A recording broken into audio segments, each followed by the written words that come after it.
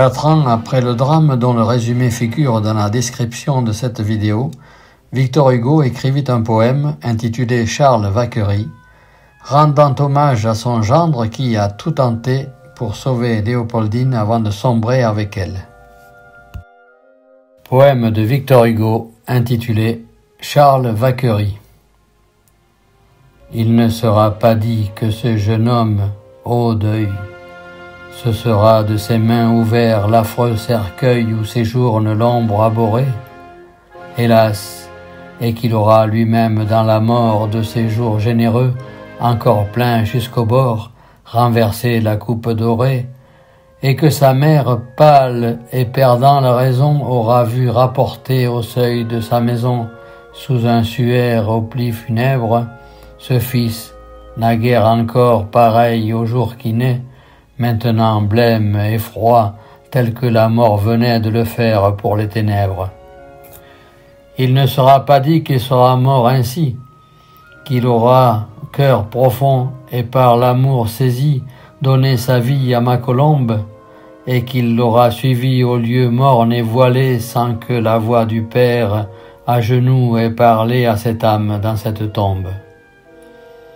En présence de tant d'amour et de vertu, il ne sera pas dit que je me serais tu, moi qu'attendent les mots sans nombre, que je n'aurais point mis sur sa bière un flambeau, et que je n'aurais pas devant son noir tombeau fait asseoir une strophe sombre.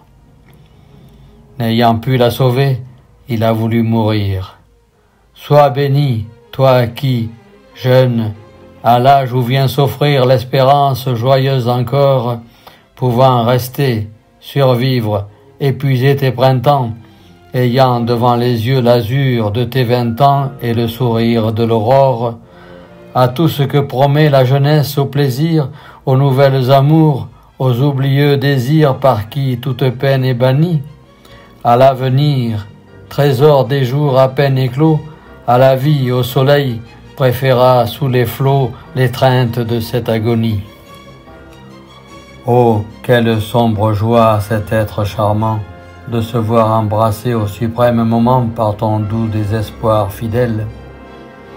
La pauvre âme a souri dans l'angoisse, en sentant à travers l'eau sinistre et l'effroyable instant que tu t'en venais avec elle. Leurs âmes se parlaient sous les vagues rumeurs. « Que fais-tu » disait-elle, et lui disait « Tu meurs, il faut bien aussi que je meure. » Et les bras enlacés, doux couple frissonnant, ils se sont en allés dans l'ombre, et maintenant, on entend le fleuve qui pleure.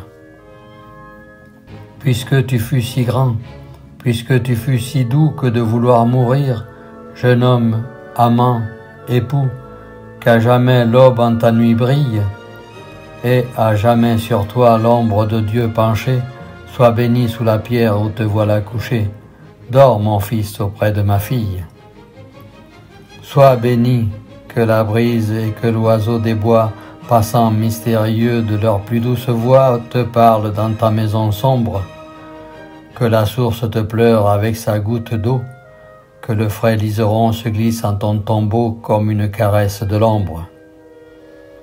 Oh, s'immoler, sortir avec l'ange qui sort, suivre ce qu'on aima dans l'horreur de la mort, dans le sépulcre ou sur les claies, donner ses jours, son sang et ses illusions. Jésus baise en pleurant ses saintes actions avec les lèvres de ses plaies. Rien n'égale ici-bas, rien n'atteint sous les cieux ces héros, doucement saignants et radieux, amours qui n'ont que toi pour règle. Le génie à l'œil fixe, au vaste élan vainqueur, lui-même est dépassé par ses essors du cœur. L'ange vole plus haut que l'aigle. Dors, ô mes douloureuses et sombres bien-aimés. Dormez le chaste hymen du sépulcre, dormez. Dormez au bruit du flot qui gronde, tandis que l'homme souffre et que le vent lointain chasse les noirs vivants à travers le destin et les marins à travers l'onde. Ou plutôt, car la mort n'est pas un lourd sommeil, envolez-vous tous deux dans l'abîme vermeil, dans les profonds gouffres de joie, où le juste qui meurt semble un soleil levant, où la mort au front pâle est comme un lys vivant, où l'ange frissonnant flamboie.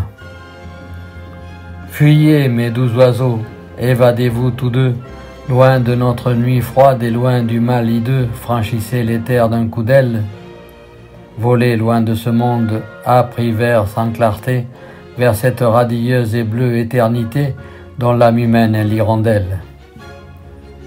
Ô chers êtres absents, on ne vous verra plus marcher au vert penchant des coteaux chevelus, disant tout bas de douces choses. Dans le mois des chansons, des nids et des lilas, vous n'irez plus semant des sourires, hélas, vous n'irez plus cueillant des roses. On ne vous verra plus dans ces sentiers joyeux errer, et comme si vous évitiez les yeux de l'horizon vaste et superbe, cherchez l'obscur asile et le taillis profond où passent des rayons qui tremblent et qui font des taches de soleil sur l'herbe. Villequier, Caudebec et tous ces frais vallons ne vous entendront plus vous écrier « Allons, le vent est bon, la Seine est belle ». Comme ces lieux charmants vont être pleins d'ennui, les hardis goélands ne diront plus « c'est lui », les fleurs ne diront plus « c'est elle ». Dieu qui ferme la vie et rouvre l'idéal, fait flotter à jamais votre lit nuptial sous le grand dôme au clair pilastre. En vous prenant la terre, il vous prie les douleurs, ce Père souriant, pour les champs pleins de fleurs vous donne les cieux remplis d'astres. Allez des esprits purs accroître la tribu. De cette coupe amère où vous n'avez pas bu, hélas, nous viderons le reste. Pendant que nous pleurons, de sanglots abreuvés, vous, heureux, enivrés de vous-même, vivez dans l'éblouissement céleste. Vivez, aimez, ayez les bonheurs infinis. Oh, les anges pensifs, bénissantes et bénis, savent seuls sous les sacrés voiles ce qu'il entre d'extase et d'ombre et de ciel bleu dans l'éternel baiser de deux âmes que Dieu tout à coup change en deux étoiles.